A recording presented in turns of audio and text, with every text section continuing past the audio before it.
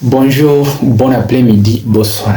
Aujourd'hui, nous allons partager ensemble une maladie très grave, une maladie vraiment chirurgicale très grave, communément appelée une occlusion intestinale. Occlusion intestinale, c'est une maladie vraiment très grave qu'il faut vous méfier, qu'il faut prendre des précautions lorsque vous rencontrez les signes que je vais parler dans cette vidéo. Consultez immédiatement un milieu hospitalier où on est capable de détecter et prendre en charge efficacement cette pathologie. C'est une maladie vraiment très mortelle par ses complications, surtout immédiates. Alors, c'est quoi une occlusion intestinale? L'occlusion intestinale se définit par un arrêt partiel ou total du transit intestinal. Donc, il y a un arrêt brutal, partiel ou total du transit intestinal. Donc, vous n'allez pas assez. Donc, comment se traduit le phénomène? Donc, quelles sont les causes? Les causes peuvent être de deux ordres. Il y a les causes. Les causes mécaniques, ce sont surtout les causes qui causent une obstruction intestinale. Donc, l'intestin va se boucher, s'obstruer.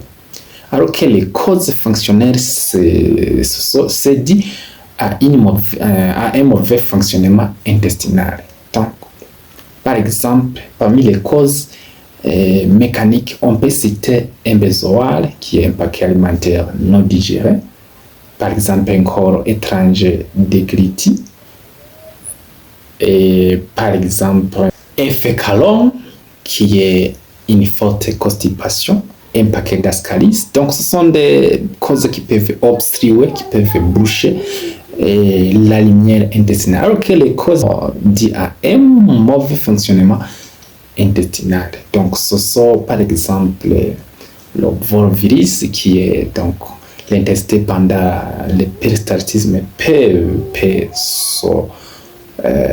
se tordre, donc virus qui signifie torsion de l'intestin autour de lui-même. Il y a aussi une invagination, par exemple, une paralysie intestinale, surtout dans les maladies de Crohn. Alors, quels sont les signes et les symptômes d'une maladie appelée occlusion intestinale? Quels sont les signes que vous allez présenter lorsque vous avez une occlusion intestinale? Ce sont les signes vraiment que vous pouvez maîtriser pour connaître bien la maladie. Donc, il y a premièrement les douleurs abdominales. Les douleurs abdominales d'apparition brutale qui sont souvent très intenses. Il y a un ballonnement abdominal communément appelé le météorisme abdominal. Il y a aussi l'arrêt des matières et des gaz. Donc, vous n'allez pas assez. Il y a aussi les nausées et les vomissements. Vous allez avoir des nausées, donc un goût amer, et aussi vous allez commencer à vomir. Des vomissements vraiment âgés qui peuvent être alimentaires, biliaires ou bien voire même fécaloïdes. Alors, après ces signes, comme j'ai de citer, s'ajoutent les autres signes, comme surtout qui vont altérer l'état général, comme le signe de déshydratation, donc la sécheresse buccale, les liens fossés, la persistance de plis cutanés. Vous pouvez avoir une fréquence cardiaque accélérée, donc la tachycardie. Vous pouvez aussi avoir quelquefois une fièvre. Donc, vous pouvez présenter aussi une fièvre.